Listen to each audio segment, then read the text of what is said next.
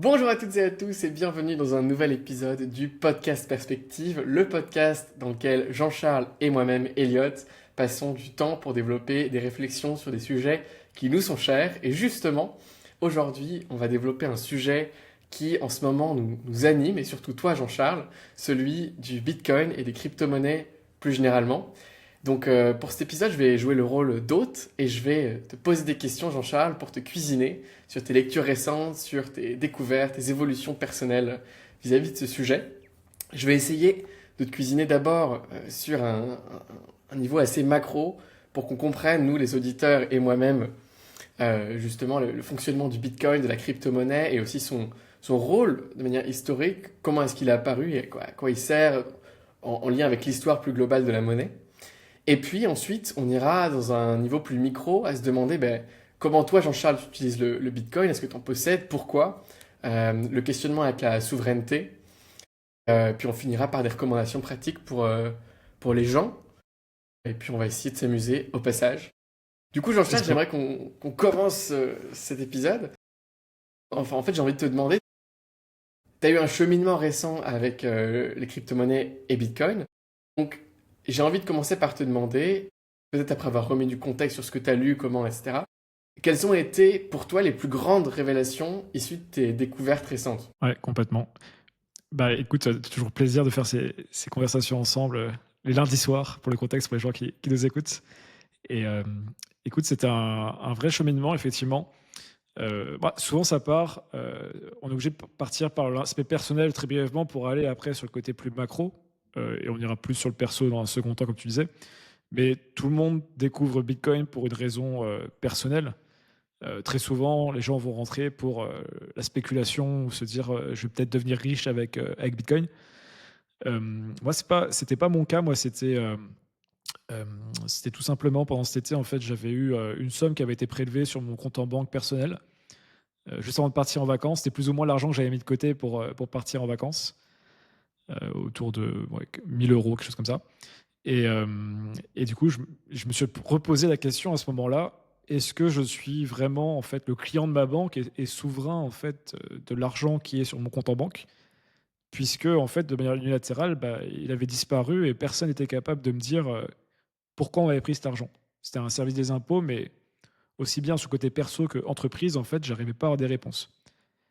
Donc, de cela, on en a déjà parlé dans l'épisode précédent, il se trouve que j'ai lu le livre d'Olivier Roland, donc ça s'appelle «Tout le monde n'aura pas la chance de quitter son pays», donc ça, on invite les gens à aller voir l'épisode précédent.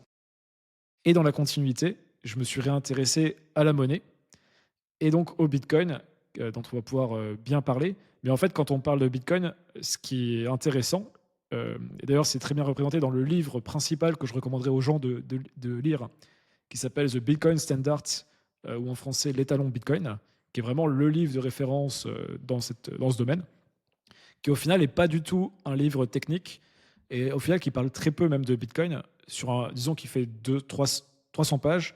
Je crois qu'il parle vraiment de Bitcoin, genre page 220, tu vois, dans le bouquin, un truc comme ça. Donc c'est vraiment un livre en fait qui parle de la monnaie, de qu'est-ce que la monnaie et de l'histoire de la monnaie. Et c'est ça qui est hyper intéressant en fait, c'est que très souvent le processus que vont avoir les gens, c'est bon, ils vont rentrer encore une fois pour des raisons plutôt personnelles, peut-être un peu égoïstes, ou en tout cas de faire du cash, protéger leur argent ou peu importe, en tout cas différentes raisons. Et très vite, en fait, le rabbit hole, il commence quand tu te rends compte, en fait, c'est quoi l'argent? C'est quoi ce truc, Ouais, depuis au que je suis fond. petit, en fait, j'en veux.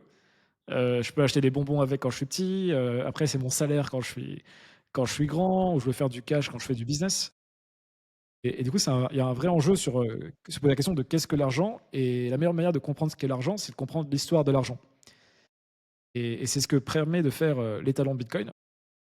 Et en fait, on se rend compte, en fait, que l'argent, en fait, ça a toujours été ni plus ni moins, donc que différentes fonctions, en fait, qui se reproduisent, peu importe le type de monnaie qu'on utilise. Donc il va y avoir, l'unité de change, la réserve de valeur et la possibilité de faire des transactions avec cet argent. Et en fait, très vite, on se rend compte aussi que, et alors je pourrais aller sur plein de sujets, mais que la monnaie, en fait, est aussi quelque chose qui est directement rattaché à l'état de prospérité des civilisations, aux guerres, au comportement entre les groupements d'individus. parce que l'argent, c'est aussi la confiance qu'on met dans cet actif, en fait. C'est est-ce que je crois que cette monnaie a une certaine valeur?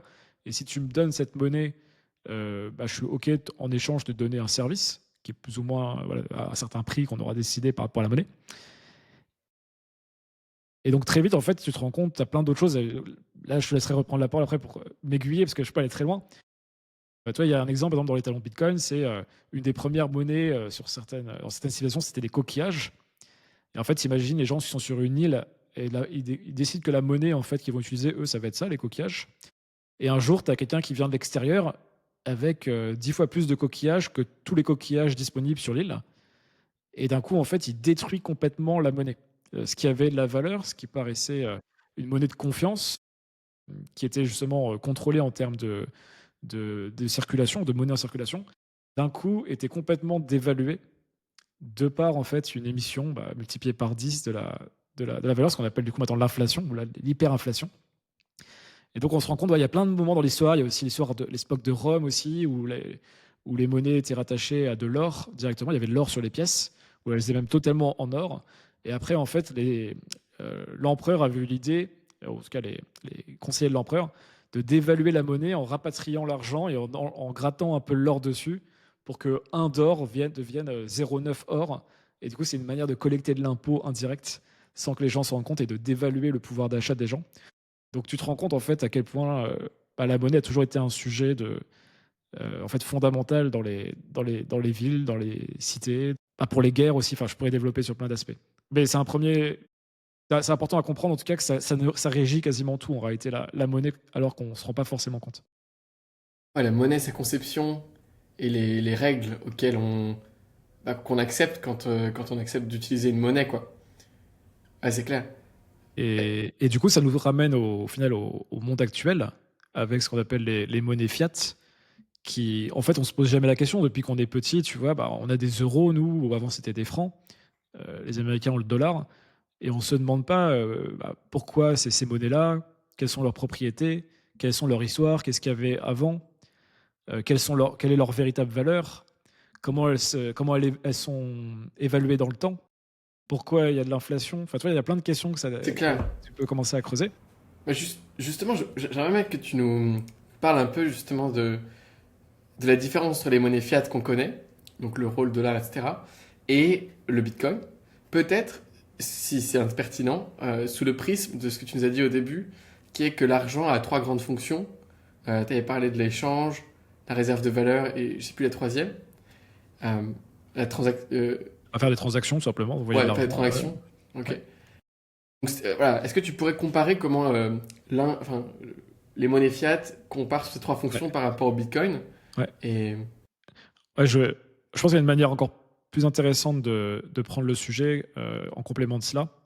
C'est comprendre en fait comment on en est arrivé d'une certaine manière, à faire que le dollar notamment et les monnaies fiat soient vraiment prépondérants dans la société. Et en fait, c'est assez récent, on se rend compte. Pendant très longtemps, l'étalon, on va dire, de référence, donc on pourrait dire, voilà, la, la valeur sur laquelle on se référait pour comparer toute autre chose qui avait de la valeur en comparaison de celle-ci, c'était l'or. C'était l'or parce que l'or, en fait, avait plein de propriétés qui étaient très intéressantes. Il était très dur à miner. Du coup, sur une année, en fait, on allait augmenter peut-être on va dire comment dire, toute l'or en circulation, même en essayant beaucoup d'en extraire, entre 2 et 6%. Donc il y avait un contrôle en fait par design de l'inflation, donc de l'augmentation de l'or sur le marché. Et du coup, c'était quelque chose qui était très stable, très sécurisant.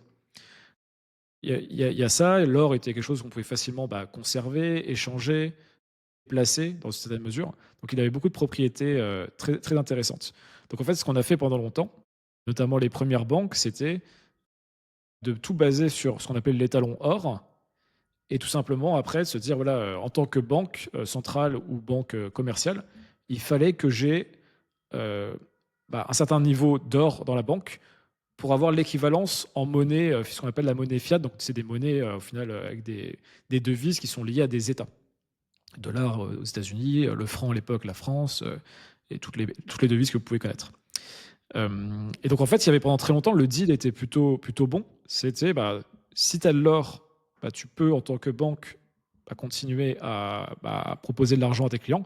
Et en tant que nous, consommateurs particuliers, si on avait de l'or, on pouvait le placer à la banque et puis on avait l'équivalent en argent, en devise.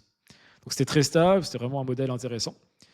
Et ce qui s'est passé en fait, lors de je me tromperai peut-être, il faudrait vérifier, mais avant la Première Guerre mondiale ou avant la Deuxième, et j'imagine avant la Première, on a fait sauter pour la première fois cet accord pour justement pouvoir financer les guerres. Parce que le problème quand tu as tout qui est adossé à l'or, c'est que tu peux pas d'un coup émettre de l'argent qui sort de nulle part parce que tu dois être corrélé à l'or dans tous les cas. Ça doit être le collatéral, l'or.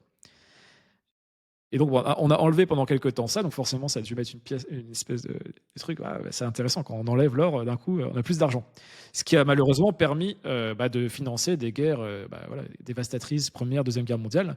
Parce que si on était resté vraiment dans le système qu'on avait convenu, on n'aurait pas eu plus de quelques semaines de munitions pour faire la guerre, en gros, quoi. On se rend compte que guerre, ça coûte extrêmement cher. Et du coup, c'est le fait de faire sauter complètement ce modèle qui a permis de financer de manière complètement dingue les différents pays qui prenaient part à la guerre. Et c'est aussi pour ça, derrière, que l'Allemagne, notamment, a eu une méga hyperinflation qui a complètement détruit du coup, la monnaie, le Deutschmark, du pays. Ce qui a amené, et c'est là où on comprend l'impact de la monnaie, ce qui a amené notamment les frustrations, les tensions, et de cette manière, Hitler au pouvoir dans un second temps.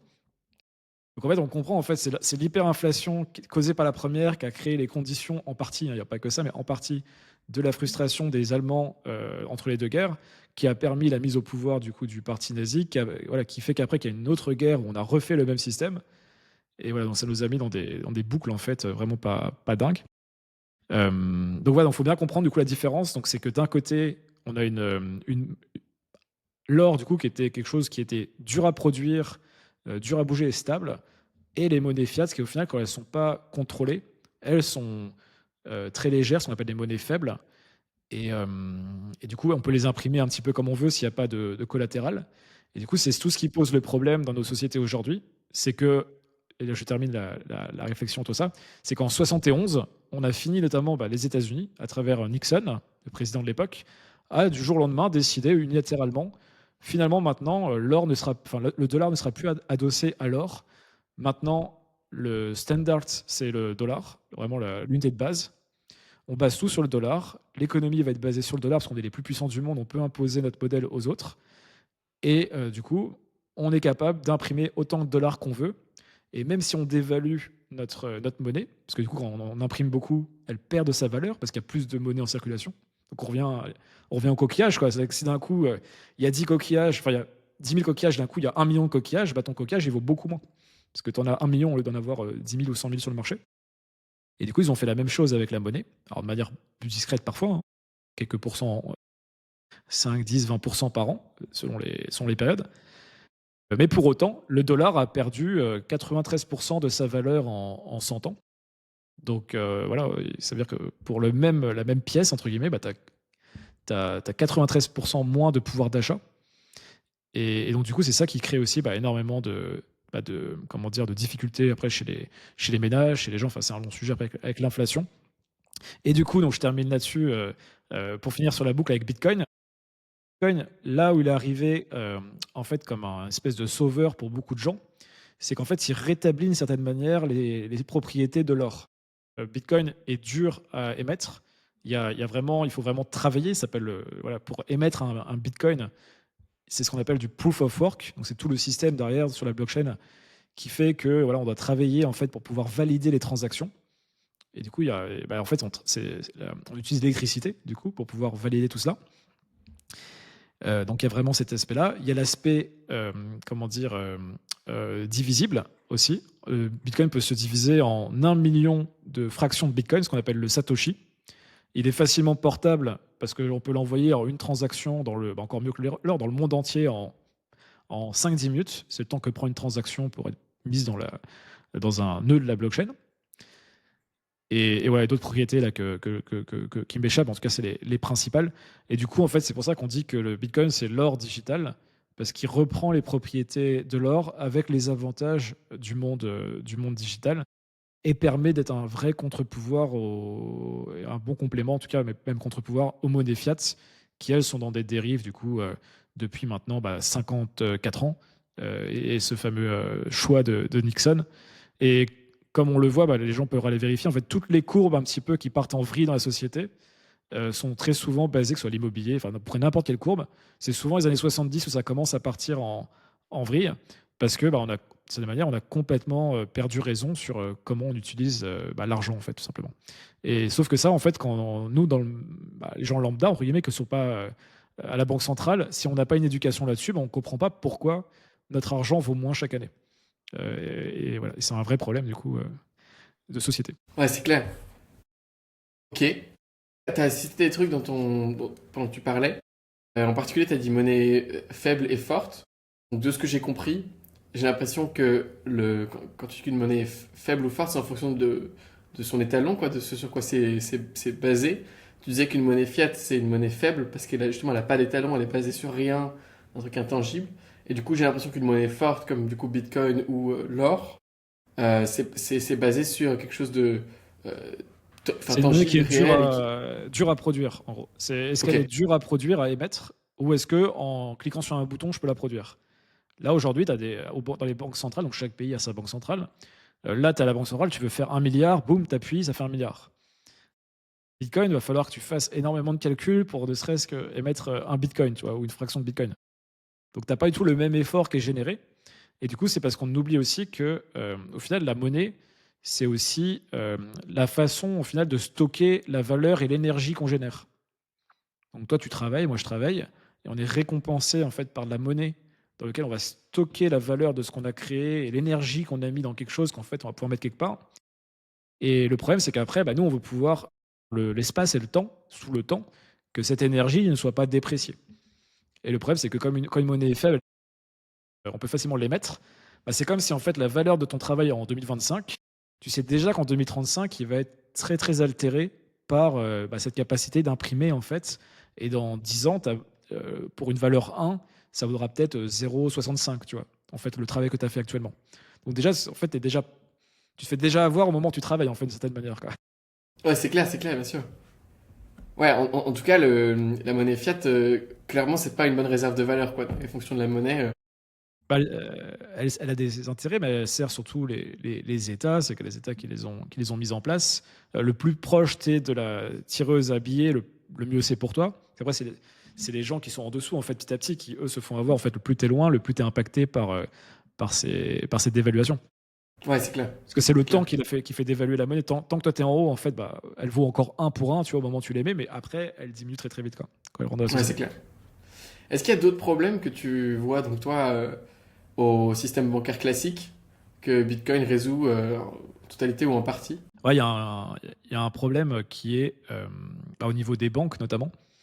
Le problème nous, on est occidentaux, on se rend pas compte, mais la majorité des gens dans le monde, en tout cas une bonne partie, plusieurs milliards de personnes, n'ont pas accès au système bancaire.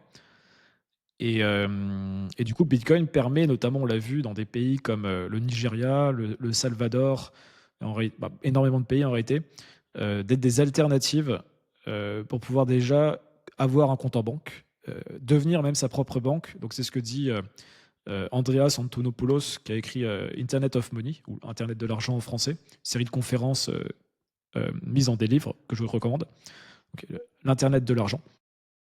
Et il dit que son rêve avec Bitcoin, en fait, c'est de voir les bancarisés se faire débancariser, enfin se débancariser, et les non bancarisés se bancariser. Donc les non bancarisés, c'est les gens qui sont parfois en Afrique, en Asie, plus en Afrique d'ailleurs, et en Amérique du Sud, et parfois en Asie.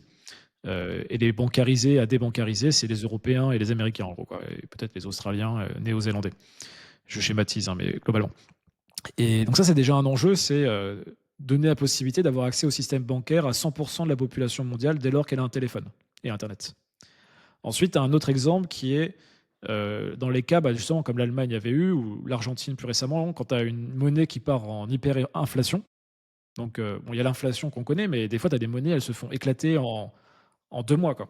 Elles passent C'est clair. de 1 à 0,01 en valeur, quoi. Et on se retrouve à payer des baguettes à 10 milliards de la monnaie, quoi. Ce qui n'a pas de sens. Et bah, typiquement, Bitcoin est plus largement dans les crypto-monnaies, et notamment les stablecoins, mais Bitcoin historiquement, permet au moins de sortir son cash du système de ta devise et de le préserver sur voilà, des monnaies qui sont. Alors le Bitcoin est plus volatile, mais par exemple, il y a, alors, je peux détailler, mais le stablecoin, par exemple, qui est donc sont des crypto-monnaies adossées sur le dollar, qui restent à court terme des monnaies stables. Elles ne le sont pas sur le long terme, mais elles le sont sur le court terme. Et du coup, ça a permis à des gens en Argentine, par exemple, de sauver leur patrimoine, sauver toutes leurs économies. Là, t'imagines, tu as, je sais pas, t'as 50 000 euros de côté, tes économies de toute ta vie, tu as 60 ans, peu importe. Et dans 3 jours, ta monnaie, tes 50 000, ils valent 5 dollars, tu vois. Bah, ils ont pu sortir l'argent, le mettre sur du stablecoin, et il valait encore 50 000 dollars une semaine après, quoi. Donc ça a sauvé des gens qui étaient éduqués sur le sujet ou qui se sont éduqués parce qu'ils n'avaient pas le choix aussi. Il y a aussi Ouais, ça, c'est c'est qu'à un clair. moment, quand c'est ta survie patrimoniale qui se joue, bah, tu trouves des solutions. Donc Moi, ouais, je vois c'est de plus en les... plus passer Vas-y. sur Internet ou autre, le fait que l'État pourrait saisir les livrets A, les assurances vie, je sais pas, pour un effort de guerre ou juste pour un truc de communisme, nationalisme. Du coup, ma question c'est, peu importe ces scénarios-là, mais... Enfin si, vas-y, est-ce que de ta compréhension, c'est déjà arrivé, ça peut Ouais, arriver? ouais. Du coup, Bitcoin, c'est une manière de s'en prémunir? Bah, c'est déjà arrivé. Et est-ce que ça va encore arriver? Bah, on va dire la tendance nous laisse penser qu'il y a en tout cas des options pour pouvoir le faire. En Asie, récemment, il y a les comptes qui se sont fait bloquer en Thaïlande, puis au Vietnam. À vérifier, mais j'ai vu que c'était 90 millions de comptes en banque bloqués du jour au lendemain. Il me Pour semble quelle raison? en Thaïlande. J'ai pas assez creusé le sujet, donc je vais pas dire de bêtises, mais en tout cas de ce que du peu que j'ai vu, en tout cas, voilà, c'est une manière de contrôler au final les populations, ouais, de mettre des coups de pression. C'était peut-être attaché à des enjeux politiques, mais là, je maîtrise pas assez le sujet. En tout cas, peu importe la raison, ça interpelle de voir 90 millions de comptes en banque bloqués, quoi. C'est énorme. C'est pas classique. Euh, Au Canada, on a vu qu'il y avait des moyens de mettre des coups de pression pendant le Covid. Tu as eu les convois de la liberté en janvier 2022. Et tu as Justin Trudeau, le Premier ministre canadien, qui a décidé unilatéralement de friser les comptes en banque de tous les contestataires. Donc, des camionneurs qui essayaient voilà, de faire une protestation, comme j'imagine ils font très souvent au Canada. Ouais, c'est un peu comme c'est nos cousins, hein, donc ils doivent faire pas mal Culture partagée. de grèves. Ouais. On va voir ça en commun. Et du coup, ils se sont fait retirer leurs assurances et retirer l'accès à leur compte en banque. Et quand on te retire ton compte en banque, on te retire tout en fait. C'est que tu peux plus rien faire. Tu peux plus prendre de l'essence. Enfin, tu n'as plus d'argent, quoi. Tu n'as plus accès à ton argent. Donc, vraie problématique. Et là, plus quelque chose qui alerte, à mon sens, depuis quelques années, mais qui va être mis en place progressivement à partir d'octobre, c'est les CBDC. Donc, c'est les Central Bank Digital Currency, ou les monnaies, alors MNBC, les monnaies numériques de banque centrale, en français MNBC, qui sont du coup des simulacres de crypto-monnaies. Et en gros, c'est des monnaies digitales émises par les banques centrales, programmées et programmables, et donc manipulables. Donc ça veut dire, par exemple, on va te mettre sur ton compte en banque, sur les banques commerciales, donc, tu vas avoir, je sais pas, 1000 euros à un moment, je ne sais pas comment ça va être présenté encore. Ça sera une espèce de e-euro, ou je ne sais pas comment ils vont l'appeler, qui sera programmé. Donc ça veut dire, et qui pourra être reprogrammé ultérieurement aussi. Les conditions pourraient être modifiées. Oui, contrairement à Bitcoin, où là, c'est une règle C'est ça, floue c'est que qu'en tout le fait, monde... ouais. c'est tout. Et d'ailleurs, c'est tout l'enjeu, c'est que du coup, on rentre dans une espèce de sophisme technologique. Donc, sophisme, c'est vieux comme c'est l'époque de la Grèce, hein, donc c'est dire une partie de la vérité, mais ne pas prendre enfin, ne pas soulever toutes les prémices et surtout cacher des choses ou pouvoir modifier des choses quand ça nous arrange. Et du coup, ça va être mis en place sous couvert de c'est moderne, on en a besoin, c'est cool. Regardez, vous aimez les crypto-monnaies, c'est un petit peu comme des crypto-monnaies. Donc les gens vont se dire, bon, c'est cool, j'ai de la monnaie Ouais, c'est digitale. vraiment pratique parce que le système interbancaire, il est nul et tout. Enfin, ça a un intérêt technologique, quoi. Il y a un intérêt technologique, ouais. Jusqu'au jour où on te dit, Elliot, cet argent-là, vaut mieux que tu le dépenses pour ça que pour prendre un avion, parce qu'on a vu que tu as pris 2 fois l'avion cette année, on aimerait contrôler tes déplacements. Ou comme ton yaourt a une date de péremption, ton argent aura peut-être une date de péremption. Parce qu'il faut se rendre compte, en fait, c'est que et c'est un autre point de Bitcoin aussi, et de tout ce qu'on peut développer, c'est que le modèle économique, on va dire, de notre société actuelle, il est basé sur donc plusieurs éléments. Donc il y a la croissance. Tant s'il y a de la croissance, on survit entre guillemets, mais s'il y a plus de croissance, vu qu'on est en parallèle de ça, une économie basée sur la dette, on peut plus rembourser les dettes et tout s'effondre. Du coup, on stimule énormément donc l'économie avec faites des emprunts, prenons de la dette, que ce soit les particuliers ou les institutions. Dépensez votre cash pour que l'économie croît et se développe. Et du coup, on a des gens en fait qui sont incentivés par design à passer leur life à s'endetter et à consommer. Et du coup, on peut imaginer que si tu as ce problème-là et que tu veux encore plus pousser les gens à consommer, tu programmes la thune des gens de façon à ce qu'ils consomment leur argent avant telle date, ou tu rediriges ce que tu penses que tu es plus intelligent que le marché. Tu vas dire, ah là, en France, il faut qu'on consomme plus de tel type d'industrie ou tel type de produit. Et du coup, tu mets des incentives à consommer plus là que là, tu vois. Et du coup, tu contrôles les patterns de consommation des gens comme si c'était un dieu, en fait, au-dessus. Donc c'est hyper dangereux. Hyper dangereux, mais ça va se mettre en place, quoi. Donc effectivement, donc il y a de plus en plus de mouvements de gens qui qui se sentent Ça alertés alarme. par ça, qui s'alarment, voilà, cherchez le mot, merci. Et du coup, dans un premier temps, qui essayent de, eux, se protéger en extrayant, si on peut dire, un maximum de monnaie fiat dans le système crypto, que ce soit Bitcoin ou sur d'autres modèles comme les stablecoins. Carrément. Je vois le temps défiler. Je me dis, est-ce que c'est pertinent d'aller justement dans la technique Bitcoin, comment ça marche, c'est quoi une blockchain, ou est-ce que Moi, ce que j'invite les gens à faire, je suis pas sûr que ce soit pertinent, c'est aller voir, il y a un site génial en français, moi j'aurais aimé connaître en 2018, qui s'appelle le Journal du Coin, qui a un média et qui a une section encyclopédie. Et si vous êtes intéressé, faites-vous le rabbit hole de lire tous les articles de l'encyclopédie sur Bitcoin, Ethereum, stablecoin, etc. Ça va vous prendre 1 ou 2 semaines, peut-être vous en faites 2, 3 par jour, et vous allez vous serez mieux éduqué que 99% de la population mondiale sur le sujet.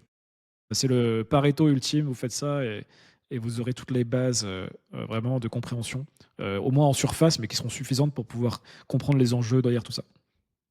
Donc ça s'appelle le Journal du Coin et encyclopédie sur le Journal du Coin. magnifique? On ira tous lire ces articles. Et peut-être un ou deux livres, je sais que t'en as lu pas mal, Mastering Bitcoin.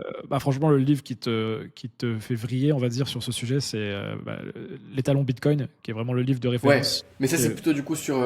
Enfin, si on veut un truc un peu plus technique sur, ok, mais ça marche comment ce truc, tu vois, pour les gens qui ont besoin de comprendre.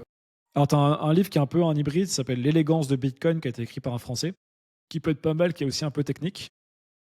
Si les gens sont vraiment techniques, ils peuvent lire Mastering Bitcoin de Andreas Antonopoulos, du coup, l'autre auteur que je citais au début de notre échange.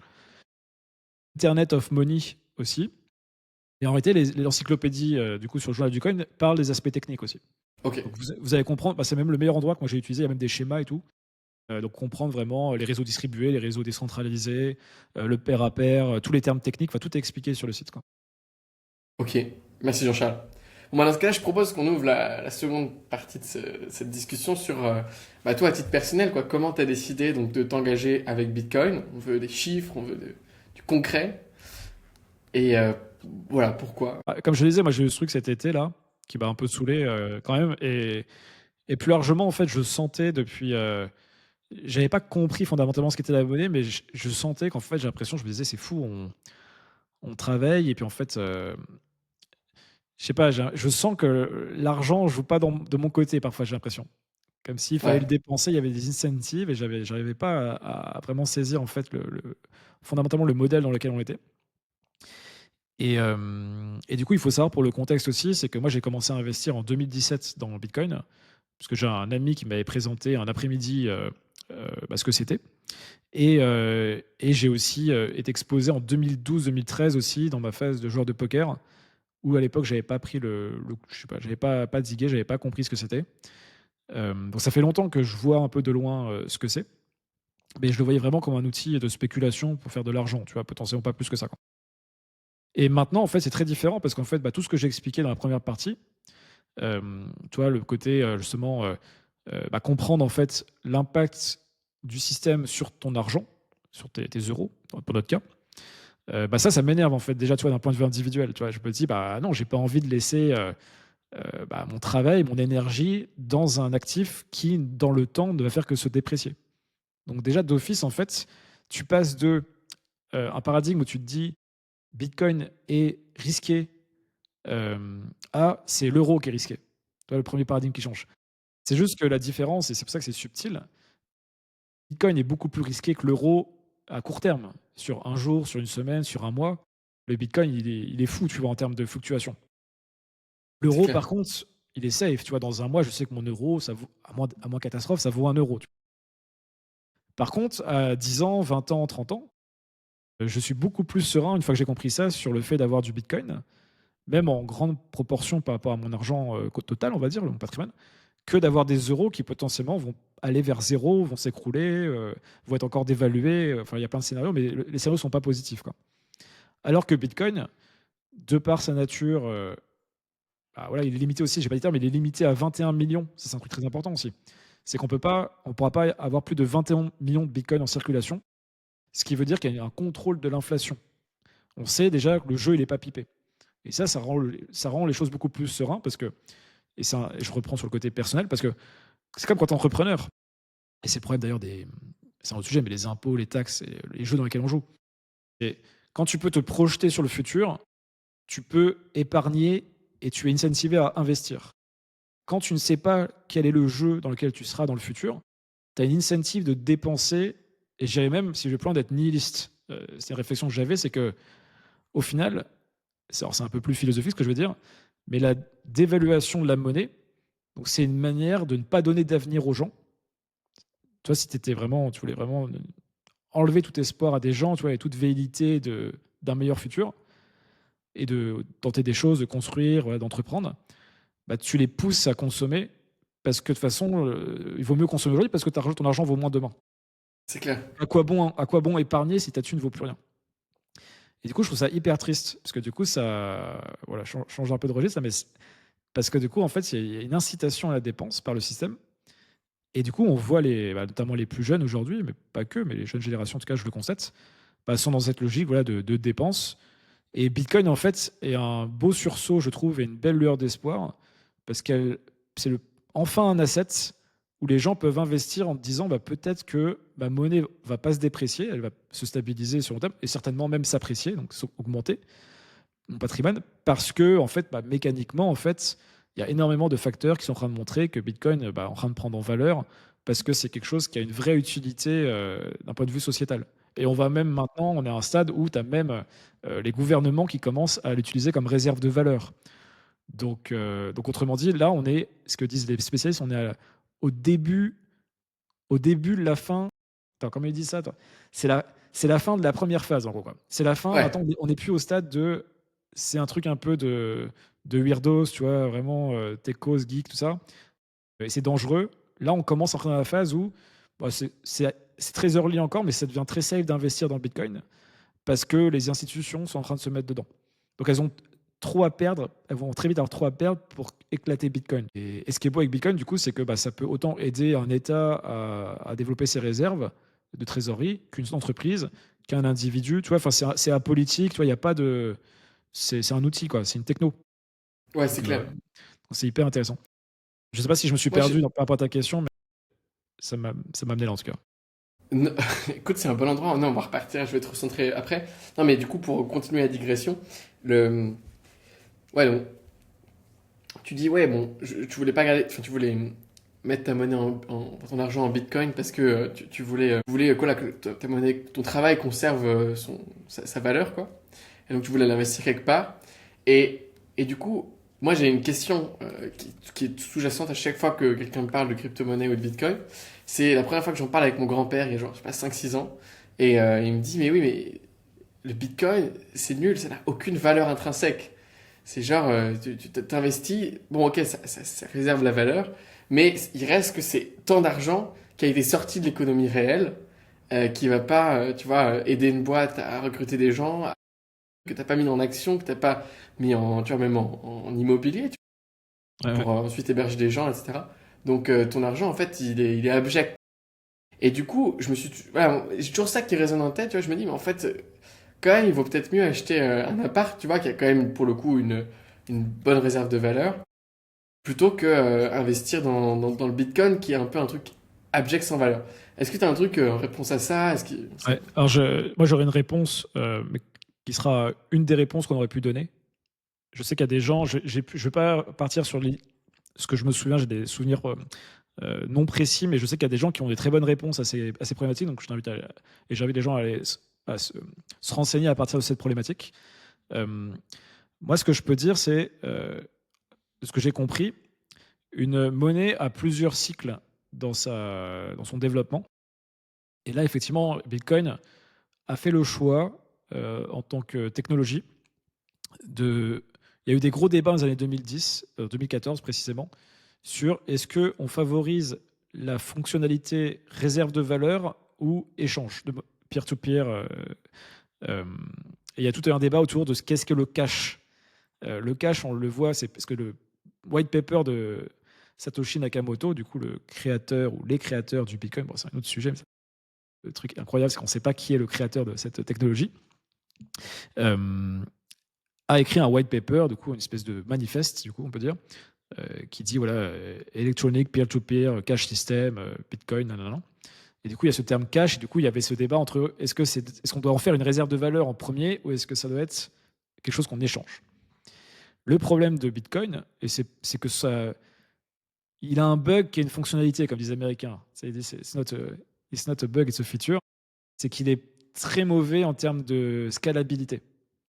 Parce qu'en fait, il y a ce qu'on appelle le trilemme de la blockchain, du coup, qui a été inventé ce terme par Vitalik Buterin de Ethereum, qui est du coup une blockchain, elle a peur 3 forces, on va dire, dans le triangle, et on est toujours obligé de choisir entre 2. C'est la sécurité, la décentralisation et la scalabilité. Scalabilité, donc être plus gros, plus vite. Sécurité, donc voilà, pas de problème, très sécure. Et décentralisé, donc très splitté, voilà, pour éviter aussi, c'est une forme de sécurité. Et Bitcoin a décidé de ne pas être scalable pour préserver sa capacité de sécurité et être très décentralisé. C'est un choix qui a été fait. Et il y avait un débat qui était, est-ce qu'on augmente la taille des blocs pour pouvoir mettre plus de transactions, être plus rapide, tout ça, mais ça réduisait notamment le côté sécurité et décentralisé. Parce que les blocs étaient plus gros, donc il fallait des plus gros mineurs, c'était plus d'énergie, donc il y avait moins de gens qui pouvaient utiliser ce système. Bon, là, je vais un peu dans la technique, j'arrête là. Les gens iront lire l'encyclopédie du journal du coin. Mais donc, du coup, je me perds dans mes explications. Donc, on a cette problématique sur ce sujet. Et ton point, c'était, du coup, oui, le côté abject qui n'a pas de valeur.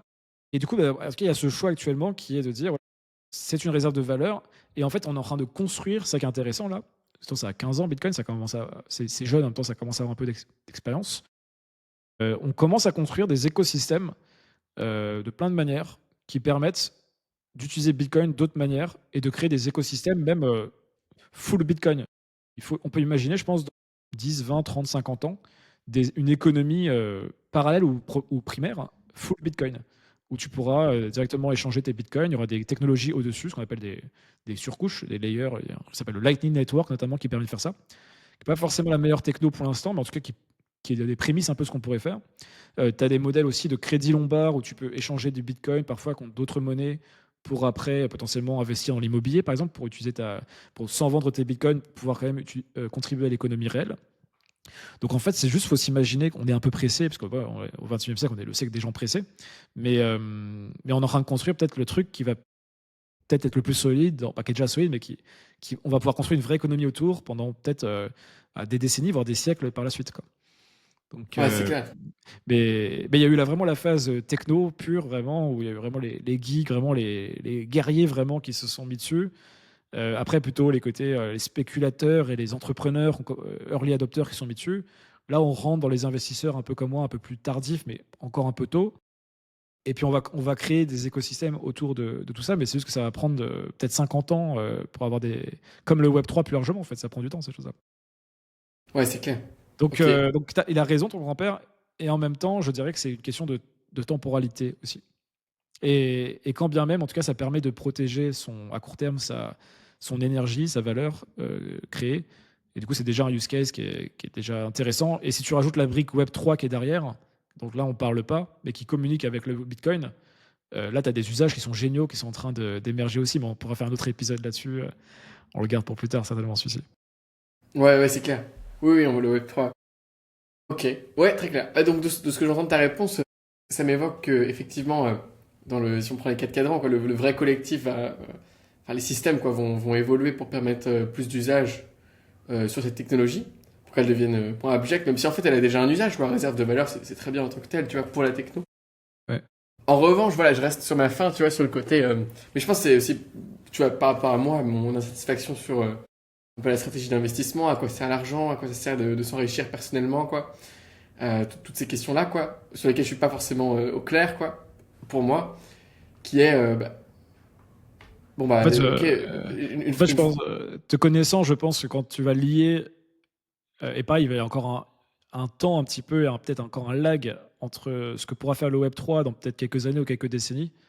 Mais quand tu vas lier toute cette économie de crypto-actifs et que tu vas voir la- comment on va pouvoir mieux répartir la valeur, comment l'argent va être beaucoup plus liquide, comment on va pouvoir tokeniser des assets. Enfin, en fait, on est en train de créer, en fait, en diguant le sujet là, un écosystème en fait qui va complètement changer la manière dont on va voir la valeur, la possession aussi, la répartition de, comment dire aussi, des droits de vote. Enfin, il y a plein de sujets en fait qui vont évoluer à partir de ce sujet qui est l'argent et les cryptoactifs. Et Bitcoin, c'est juste que lui, il va peut-être rester. Il y a un monde où il va rester pendant très longtemps, ou peut-être qu'il restera toujours juste le truc de réserve de valeur, mais il permet de contribuer à d'autres usages derrière qui, eux, vont avoir des utilités autres que juste placer son cash et le laisser s'apprécier dans le temps, quoi. ouais, c'est clair. Donc en fait, c'est aussi, ouais, en fait, tu réponds à la question du coup dans le beau, quoi, dans le beau des quatre cadrans, quoi, d'inspiration, c'est aussi un acte politique que de sortir son argent du système traditionnel pour le mettre dans un système décentralisé. Tu transportes ta confiance, quoi, et tu permets le développement de nouvelles initiatives. Je Et puis, voilà, que tu mets un point d'honneur à dire que tu veux pas que ta monnaie soit contrôlée de manière centrale, centralisée, etc., quoi. Et de toute façon, là, on le voit, et encore une fois, peut-être qu'on rentre déjà un peu trop dedans, mais même le monde de la finance décentralisée, par exemple, qui en oppose à la finance traditionnelle, euh, la finance traditionnelle est déjà en train de rentrer assez vite, mine de rien, dans la finance décentralisée. Donc déjà, ces mondes vont commencer à merger et même à complètement aller vers la finance décentralisée, parce qu'elle est beaucoup plus intéressante pour tout le monde, en fait. Pas que pour les gens qui veulent sortir, tu vois, de l'État, tu vois, ou enfin, des gens qui seraient un peu plus sur d'autres idées. Donc en fait, c'est une techno, en fait, elle sert à tout le monde. Toutes les idées politiques sont concernées. Tu as tout type de profil, tu vois, en tant qu'individu ou en tant que société qui vont rentrer dedans. Donc, en fait, c'est juste que c'est la techno du monde de demain, en fait, et aussi de la fin du monde centralisé versus le monde décentralisé qu'on est en train de construire. Donc, c'est juste la marge de l'histoire, en fait, qu'on est en train de voir sous nos yeux. C'est juste qu'on est en train de la faire, donc on capte pas, en fait, parce que l'histoire, on l'a fait en étant dedans, en fait. Moi, en tout cas, j'ai une grosse conviction qu'on tend dans cette direction et que tout ce qu'on est en train de dire là, en fait, va contribuer à créer beaucoup de valeur que les gens se rendent pas encore compte. Ouais, c'est clair. Ok. Ok, très clair. Oui, effectivement, du coup, bah, on fera un épisode donc, sur les autres usages du Web3 et de la décentralisation, quoi. Donc, si on revient donc, sur la question que je t'avais posée, après tu m'as déballé ta vie. Non, je rigole. Donc, à titre personnel, Il y a toujours pas quels ont répondu. été tes. Ouais, qu'est-ce que tu as fait concrètement quoi, avec Bitcoin et qu'est-ce que tu projettes de faire dans le futur? Ouais, au début, j'avais le truc assez classique. Quand je comprenais pas dans quoi, enfin, ce que c'était en gros, et que je comprenais pas la monnaie, tu sais, c'était de se dire, bon, mon raisonnement de base à l'époque, c'était, c'est bien d'en avoir pour 5, allez, entre 1 et 10% de ton patrimoine, selon comment tu te positionnes. Parce que je me dis, bon, si je perds, c'est pas grand-chose. Si il monte, j'ai un upside qui est énorme, du coup, c'est rentable de mettre un petit pourcentage de son patrimoine. Ça, c'était pendant longtemps ma position. Et après, le truc, c'est que quand tu commences à t'intéresser au sujet, et du coup, et tu commences alors avec des biais de confirmation aussi, hein, faire attention parce que il faut se battre contre soi-même quand on commence à faire ses recherches parce que très vite on a tout qui nous montre autour de soi. Enfin, tu connais quoi, l'algo YouTube, il commence à te targeter. Toi, tu lis des Ouais, c'est bouquins, ça. donc tu as un engagement dans le temps. Enfin, tu as plein de choses qui font que tu commences à croire ce que tu commences à consommer et à penser du coup. Mais en tout cas, si un de tes modèles mentaux ou une de tes convictions, c'est que en fait le modèle crypto est plus safe en réalité que le modèle fiat, ou que Bitcoin, en tout cas par ses propriétés, est plus solide que une monnaie fiat, tu commences à te dire après, bon, je vais peut-être passer à plus de pourcentage.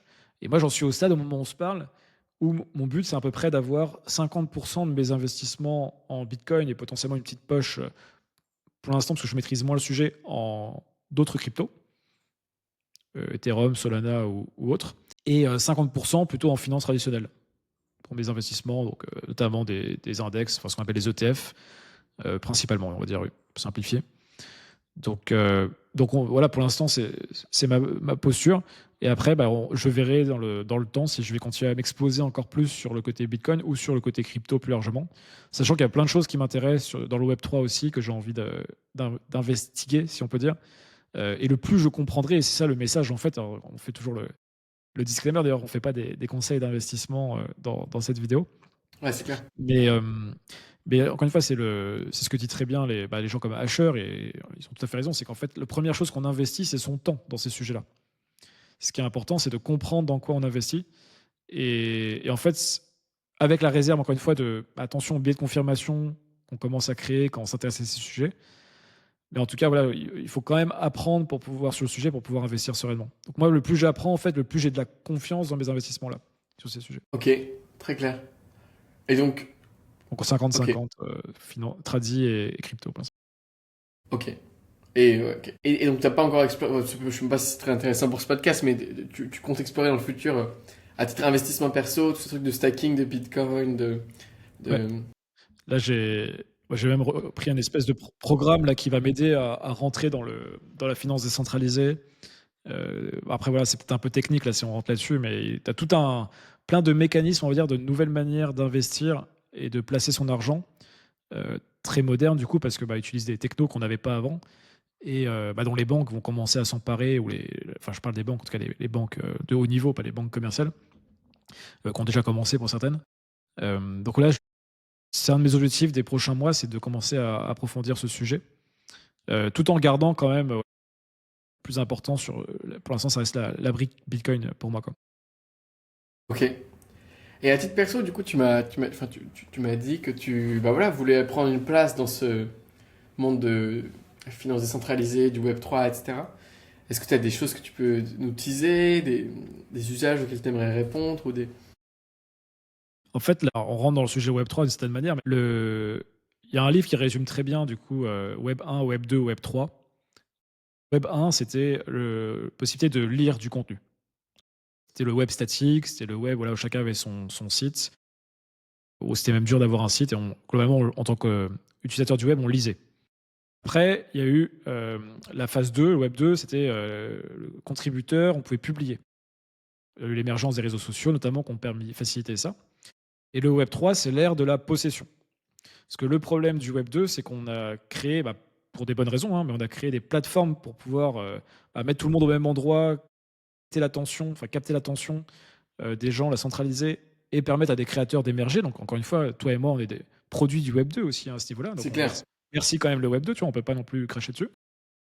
Mais il a une tendance, le Web 2, qui est basé sur le modèle, certains diraient, c'est capitalisme.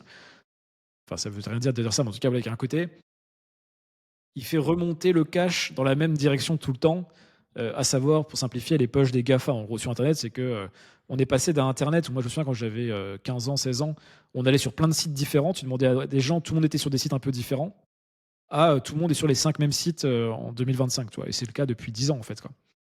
Plus ou moins, tu vois. Donc le Web 2 a ce côté centralisant d'attraction et d'extraction de la valeur sans aucune redistribution aux gens qui apportent de la valeur, soit les créateurs, les consommateurs, etc. Enfin, tous les créateurs, du coup, pour ces plateformes. Et le Web 3, ce qui est intéressant, c'est que c'est du coup l'ère de l'ownership, de la propriété. Ce qui est marrant quand tu vois Davos qui dit vous n'aurez rien et vous serez heureux, tu vois, donc il y a tout un monde qui dit on va enlever la propriété aux gens. Et il y a une économie qui est en train de se créer où c'est l'inverse, on va dire, en fait, non, tu vas être honneur de token. Donc le token, c'est pas qu'une crypto-monnaie, c'est juste un jeton, en fait, qui montre que tu possèdes de la valeur, peut être économique, elle peut être un droit de vote, elle peut être un accès, elle peut être plein de choses. C'est codé, hein, donc on peut lui mettre ce qu'on veut derrière. C'est juste du code. Et tout le monde sera honneur de trucs, en fait. Il y aura des systèmes où tu seras un peu honneur du jeu vidéo dans lequel tu joues. Tu pourras même être payé pour jouer à ton jeu vidéo. Tu pourras voter pour, je sais pas, tu as pris des parts dans ton équipe de foot préférée, tu auras un droit de vote dans ton équipe de foot. Enfin, les usages sont infinis. Et moi, ce qui m'intéresse, c'est ça, qui est intéressant dans le Web3, c'est comment on va permettre, notamment dans un monde avec l'IA où le labeur, de certaine manière, va se déprécier fortement, parce que les bots vont nous remplacer progressivement sur beaucoup de thématiques. Comment les humains, en fait, vont pouvoir continuer à gagner leur vie? Où est-ce que la valeur va aller? Comment on la répartit, cette valeur? Et du coup, on a des mécanismes de répartition de valeur qui, au final, c'est ça qui est marrant, au final, c'est qu'on revient sur des modèles que certains pourraient dire plus socialistes, le tout avec la technologie, avec le meilleur des mondes entre le Web 1, du coup, d'open source, de décentralisation, et le Web 2, dans lequel tu peux financer des projets sur des grandes échelles financières, avoir des founders qui sont incentivés pour réussir, donc des entrepreneurs, des builders, le tout avec une redistribution qui est plus fair que dans le Web 2. Donc tu as un espèce d'utopie stylée, on va dire, que moi je trouve en tout cas intéressante. C'est clair. Et du coup, je me dis, tu vois, je pense qu'il y aura des gens, ils vont créer encore une fois des nouvelles communautés, des nouvelles formes de pays aussi, en tout cas d'États Internet, ce qu'on appelle les network states, des nouvelles manières de penser les réseaux sociaux. Tu vois, il y a des trucs qui sont trop cool. Tu vois, par exemple, aujourd'hui, tu peux acheter ton nom de domaine sur Ethereum Network Domain, je crois, un truc comme ça. Enfin, faudrait voir. En gros, c'est un nom de domaine Ethereum, si tu veux, qui est portable sur tous les réseaux sociaux sur Ethereum. Ok. Plutôt que de repartir de zéro, par exemple, toi, tu construis ton audience sur LinkedIn. Moi, j'ai 30 000 abonnés sur LinkedIn. Et aujourd'hui, si je relance sur une autre plateforme nouvelle, j'ai 0 abonnés. Ouais, c'est ça. Si on considère qu'Ethereum est un Internet, au final, c'est ce qu'il veut être, c'est le Internet 3.0,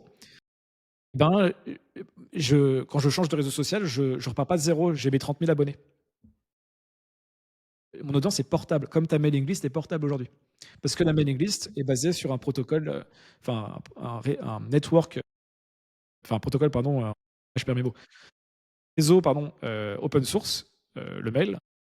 Et du coup, tu es propriétaire de ta base email. Et demain, tu seras propriétaire de ton audience sur des blockchains type Ethereum. Et tu pourras même certainement bouger de blockchain en blockchain parce qu'ils sont en train de construire ce qu'on appelle des roll-ups pour créer ce qu'ils appellent de l'interopérabilité.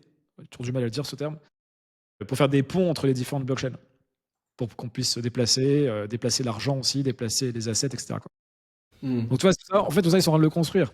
Et c'est ça qui est intéressant, c'est qu'en fait, là, tu as des espèces de pionniers, littéralement, là, du nouveau monde, qui sont en train de créer les briques de ce qu'on va utiliser dans 5 ans, 10 ans, 20 ans, 30 ans.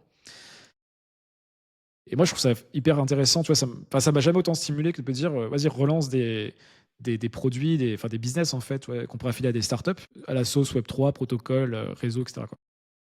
Ouais, c'est ça. Dans tous les cas, ton process entrepreneurial sera plus ou moins le même, quoi. Trouver un problème où il y a un besoin concret, mais tu y apporteras cette sauce du Web3, quoi. Ouais, et beaucoup plus philosophique aussi, ou intellectuel, je te disais, parce que tu dois penser ton monde, entre guillemets, à travers un protocole. Il y a plein de choses, après, je ne vais pas rentrer dans le détail, mais il y a plein de sujets, en fait, après, sous-jacents, que tu dois, entre guillemets, faire une proposition au monde day one, alors qu'il peut encore évoluer à peu près à la marge. Mais tu n'as pas le côté, genre, on verra la roadmap plus tard, je lance mon truc, et puis à la fin, je vais tout prendre l'argent à mes clients, en fait, parce que la valeur, elle revient vers moi. Là, tu vas être incentivé par le protocole et par les tokens que tu as à proposer la meilleure expérience et les meilleurs services et la meilleure distribution à ton audience. Enfin, à ton audience, à ton client et à la société, du coup. C'est encore plus skin in the game, en quelque sorte. Et effectivement, il y a un côté où pour que les gens te suivent et te donnent leur confiance, pour qu'ils échangent leur argent contre ton token, il y a un truc de confiance que tu dois donner par ton manifeste, ta vision, ta perspective. C'est ça. Voilà, nous, c'est perspective. Un projet Web3 démarre avec un white paper. Donc, un white paper, c'est le manifeste, tout simplement. Ouais, c'est clair. C'est quoi le manifeste, c'est quoi ta perspective sur ton sujet? Et tout part de là, et c'est le document de référence dans tout le projet. Ouais, c'est vrai. Ouais, encore une belle mise en perspective de pourquoi c'est important d'avoir une perspective finalement. Voilà. Pas de pub, mais voilà. Pas de pub. Bon, on peut en faire. On est sur notre podcast après tout. Bah oui, c'est ça. Euh, ok, très clair. Bah écoute, Jean-Charles, tu m'as convaincu à me renseigner plus sur le sujet. Je vais lire les livres dont tu parles. Euh, ouais, ça m'a fait changer d'avis un peu sur ce truc de. Il n'y a pas de valeur intrinsèque, ça sert à rien. Vaut mieux acheter un immeuble, construire un écolieu, je sais pas quoi. Euh, ouais, non, Donc, c'est. tu seras capable, en fait, tu pourrais avoir des mécanismes pour conserver bah, ton énergie d'une certaine manière, la collatéraliser pour acheter des immeubles si tu le souhaites. Oui, c'est ça, pour avoir. Ouais, ouais, faire un prêt lombard, tout ça. Ouais, ouais, c'est clair. Oui, donc du coup, en plus, il y aura cette layer, donc tu peux utiliser ce système-là pour avoir un impact concret aussi, quoi. Est-ce qu'en fait, il faut se dire, il y a plein de mécanismes de financement qui ne sont accessibles entre guillemets qu'aux riches et aux ultra riches. Alors, selon ce qu'on appelle, c'est un grand sujet en ce moment, ce qu'est un ultra riche en France. Mais du coup, c'est des mécanismes qui, avec la facilité de fractionner, si on peut dire, de fractionnaliser, je sais pas comment on dit. En fait, vu que c'est digital tout ça, tu auras accès à des mécanismes en fait où tu n'aurais jamais eu accès en fait avant d'avoir des centaines de millions de patrimoine en fait. Les crédits Lombard, c'est un mécanisme très riche à la base. Ouais, c'est clair. Il n'est Ouais. pas disponible, tu vas à ton banquier, là, il te fait pas un crédit Lombard là, tu vois. Il te reste pas 10 000 euros, non. Ok. Non, non, c'est clair. Donc là, pour le coup, c'est comme c'est des mécanismes qui potentiellement seront décentralisés, basés sur des protocoles. Tout le monde pourra y avoir accès à ce type de crédit lombard, tout ça, quoi. En tout cas, ils auront des systèmes en place pour minimiser le risque pour eux. Voilà, en te donnant. Après, c'est codé avec des. Enfin, ils maîtrisent ça bien mieux quoi, mais en tout cas, voilà, il y aura une manière de faire qui permettra de le donner à beaucoup plus de monde que seulement quelques personnes dans la société. Ouais, c'est clair. Ok. Est-ce qu'il y a des choses que tu veux ajouter dans ce podcast sur le Bitcoin pour quelqu'un qui découvrirait pour moi? Faire ses recherches, encore une fois, j'insiste là-dessus. Certainement de voir Bitcoin plus comme une. Au final, c'est plus de l'épargne que de l'investissement. C'est. Ça prend de la valeur, donc ça donne l'impression d'être un investissement, mais il n'y a pas d'effet cumulé, tu vois. C'est juste au lieu de mettre ton argent ou une partie de ton argent sur ton livret A ou ton compte en banque, bah, tu as un nouveau compte en banque qui est Bitcoin, quoi. Et si tu Pourquoi tu penses, dis qu'il y a pas d'intérêt cumulé? Pourquoi tu dis ça? bah, c'est juste que quand tu mets, je sais pas, 50 euros tous les mois sur un compte en euros, bah, tu vois, c'est 50 euros tous les mois, tu vois. Ouais, Et ben moi, quand j'achète un Bitcoin, enfin, j'achète du Bitcoin, je suis pas encore à acheter un Bitcoin complet. Ça aurait été bien il y a quelques ce années, serait ça aurait été plus beau. simple, ce serait beau. Euh, En fait, tu achètes, ok, tu donnes des euros typiquement pour nous pour acheter du Bitcoin, et après ils te filent, bah, tu as des fractions de Bitcoin, du coup des Satoshi. Bah, du coup, j'ai, je sais pas, 0,005 Satoshi. Puis en fait, bah, il est juste mis sur mon compte Bitcoin. Après, il prend de la valeur parce que la monnaie en comparaison à l'euro prend de la valeur. Ah oui, oui, je vois ce que tu veux dire. Mais c'est pas les effets cumulés, c'est pas la même chose que les ETF par exemple, ou tous les assets qu'on investit en finance. C'est pas un actif, tu vois, qui fait effet boule de neige. Non, non, après, enfin, si, parce qu'après, enfin, pour moi, c'est un peu pareil qu'une action quand même, dans le sens où enfin, c'est une question d'offre et de demande, quoi. Plus il y a de demande, moins il y a d'offres, plus le prix va aller haut. Et donc, enfin, et puis t'as quand même l'intérêt cumulé, dans le sens où, bah, si t'as 8% de rendement une année, si tu passes de 10 000 à 100 000 en 10 ans, bah, au bout d'un moment, les 8%, c'est 8 000, quoi. Tu vois, enfin, Alors j'ai là, l'impression que c'est, ouais. le mécanisme est un peu différent. Le point de départ, je suis d'accord. Le point d'arrivée, je pense que ça fonctionne différemment. Peut-être que j'ai une grosse bêtise avec la fatigue là, mais il me semble pas que tu aies ce côté autant effet cumulé que tu vas avoir quand tu as investi depuis 30 ans dans des ETF et que du coup Ok. tu reprends les dividendes et tout. C'est un mécanisme qui est différent parce qu'il y a pas vraiment d'argent qui est réinjecté. Enfin, tu vois, il y a ce côté vraiment ETF. Mais encore une fois, j'ai peut-être une grosse bêtise. Je suis pas un spécialiste c'est très dur à se projeter sur les effets cumulés. Et pour moi, c'est des mécanismes qui sont légèrement différents de ma compréhension. Mais en tout cas, que vous voyez comme un épargne ou un investissement, bah, faites vos recherches. Évidemment, ne mettez pas, enfin, encore une fois, pas de conseils de notre côté. Voilà, chacun doit faire ses propres choix là-dessus. Euh, c'est aussi, pour moi, une façon, à titre personnel, de voter aussi sur, d'une certaine manière, votre vision du monde, le monde que vous voulez voir, ce que vous pensez du monde traditionnel ou de la finance traditionnelle. Ouais, je vois ça un petit peu ouais, comme vraiment un vote, une forme de vote, ouais. Une forme de vote. Et le plaisir, encore une fois, d'avoir son argent placé dans un actif fort, dur à produire, codé, les règles sont bien définies. Et aussi, dernière chose, dont tu es propriétaire, c'est vrai qu'on a peu évoqué au final, c'est autre chose que j'ai oublié de dire. On peut, à travers notamment ce qu'on appelle les cold wallets, donc les gens connaîtront peut-être Ledger, Trésor, Tangem, etc. qui permettent donc de sortir des plateformes où on achète le Bitcoin ou n'importe quelle crypto-monnaie, de le sortir de cette manière même et d'en être le possesseur, le propriétaire, pardon, propriétaire. Alors ça ne veut pas dire que l'argent est dans la clé que vous avez, la fameuse clé Ledger, mais en tout cas, vous êtes la personne qui possède le droit de déplacer dans la blockchain après sans tierce personne vos crypto-monnaies. Et ça, c'est la première fois qu'on est capable de vraiment dire, à part le cash du coup et les pierres précieuses, c'est mon argent, ça, il est là. Il n'y a pas une banque entre toi et l'argent, quoi. C'est clair, c'est magnifique en fait ça. Ça c'est kiffant, tu vois. Ouais, c'est clair, j'ai la clé et uniquement moi pourrais la posséder. Tu pourrais débloquer ce wallet, cette clé publique. C'est ça. Donc voilà, faites vos recherches, allez voir les références, lisez l'encyclopédie sur le journal du coin, posez-nous vos questions si vous le voulez. Prenez conscience de ce qu'est la monnaie et en fait, pas juste se dire ouais, on s'en fout, c'est juste de l'argent, au final on n'a pas besoin. Bah si, en fait, tout le monde a besoin d'argent et en fait, ça, je vous ai dit, hein, c'est ce qui a contribué fortement à la Première Guerre mondiale, donc posez-vous des questions par rapport à la suite aussi. Faites attention au CBDC aussi et comprenez ce que c'est. Et voilà, faites pas n'importe quoi par rapport à ça, parce que ça va arriver de manière assez sournoise avec des sophismes. Donc ouais, vigilance, éducation, passer du temps, et puis ouais, ne sous-estimez pas l'importance, encore une fois, de l'argent sur votre qualité de vie. Parce que en fait, quand tu passes toute ta vie à travailler et qu'en fait, la valeur de ton travail ne fait que décroître saupoudré en plus ou surpoudré plutôt de l'intelligence artificielle qui est en train d'arriver.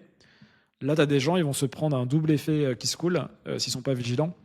Donc c'est vraiment, on est dans les années qui sont importantes, je pense, s'éduquer sur ces sujets et de se poser la question de la valeur économique, où est-ce que je la place, comment j'en crée, euh, enfin comment je la préserve du coup, et s'intéresser potentiellement du coup au Web3, qui pour moi sera le nouveau jeu où, bah, vu que la valeur labeur va diminuer, bah, la valeur capital et propriété va augmenter. Et du coup, comment vous deviendrez des nouveaux propriétaires du monde digital et du monde physique aussi, parce que, voilà, désolé, je pars dans tous les sens, mais il y a aussi ce qu'on appelle le Real World Assets, qui est du coup qui est génial. Du coup, j'avais un ami qui disait ça il y a trop tôt, malheureusement pour lui, il y a 6 ans. C'est ce qu'on appelle la tokenisation des assets réels. Donc, typiquement, un immeuble que tu vas fractionner en 1 million de parts.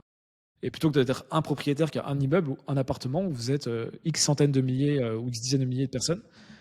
Et du coup, ça rend la propriété accessible à n'importe qui aussi pour une fraction du prix initial. Et encore une fois, on en revient à cette notion de propriété et voilà, qui est important parce que une société va bien aussi quand les gens. Alors, ça, les communistes diront pas ça, mais quand on est propriétaire quand on a quelque chose du coup à perdre ou à protéger. Du coup, c'est comme ça qu'une civilisation avance, c'est comme ça qu'une ville se développe parce que j'ai à perdre si je prends pas soin de mon petit carré de jardin et de mon quartier. Alors que quand c'est pas toi qui es propriétaire, voilà, je peux pas faire de mauvaises images, mais regardez les endroits où vous allez qui ne sont pas la propriété d'une personne dans l'état dans lequel ils sont. Et quand vous voyez, voilà, quand c'est chez vous, faites attention, quoi. Waouh, c'est une très belle conclusion, Jean-Charles. Elle est très loin. Merci Ouais, beaucoup. c'est un sujet riche, donc ça me fait partir dans tous les sens, mais il y a beaucoup de choses à dire. Non, c'est clair. Non, merci de nous avoir donné une étendue aussi complète du sujet et ouais, du macro, quoi. Souvent, enfin, le discours dominant, disons, c'est peut-être un truc un peu orange sur l'investissement. Et là, d'entendre, ouais, une réflexion plus globale, ça fait plaisir, quoi. Donc, Ouais, donc merci beaucoup. Bah, du coup, allez voir les références que Jean-Charles a laissées. Et puis, à très vite pour un prochain épisode sur, du coup, le Web3 et plus globalement tous les usages possibles quand Jean-Charles aura fait un nouveau rabbit hole sur ce sujet. Prévu. À très vite. À très Salut. vite. Salut tout le monde, salut Jean-Charles.